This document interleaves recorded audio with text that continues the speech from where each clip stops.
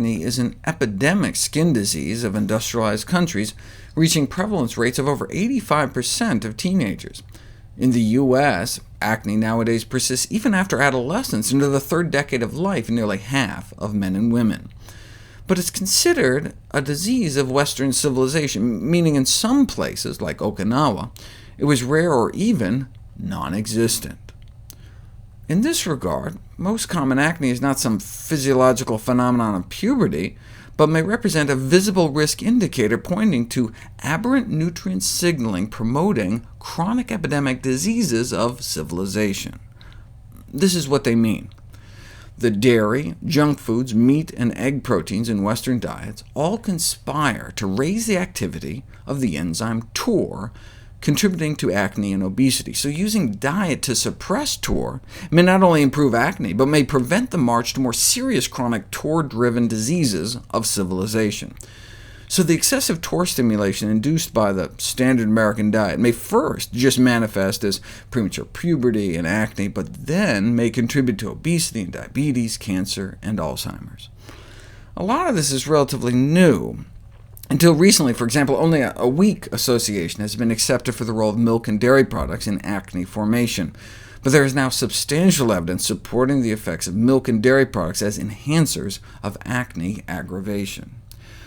Milk is not just food, but appears to represent a most sophisticated hormone signaling system activating TOR, which is of critical concern given that TOR is recognized as a fundamental driving force for a number of diseases. But if milk is naturally supposed to stimulate TOR, why the problem? Because we're drinking milk from the wrong species. Cow's milk is designed for calves. Cow infants grow nearly 40 times faster than human infants. Cow's milk has 3 times more leucine, the primary activator of TOR, so it may lead to human TOR overstimulation.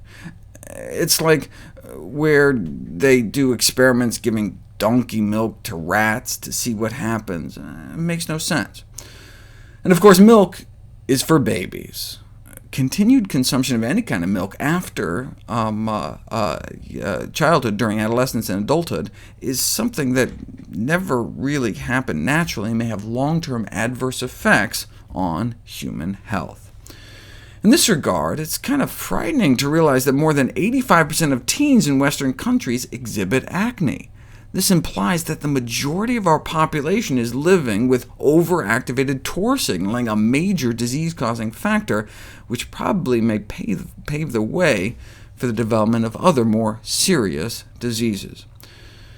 A history of acne has been associated with breast cancer risk in women, for example, and prostate cancer in men. So, early dietary counseling of teenage acne patients is thus a great opportunity for dermatology, which will not only help to improve acne, but may reduce the long-term adverse effects of Western diet on more serious TOR-driven diseases. So, just like urologists use erectile dysfunction as an opportunity to save lives by putting people on heart-healthy diets, dermatologists can use acne as a way to save lives by putting people on a cancer prevention diet.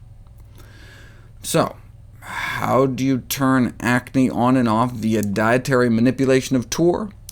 A comprehensive dietary strategy to treat acne can only be achieved by higher consumption of vegetables and fruits, given preliminary evidence for the effectiveness of natural plant-derived TOR inhibitors in the treatment of acne, and the reduction of animal-derived food.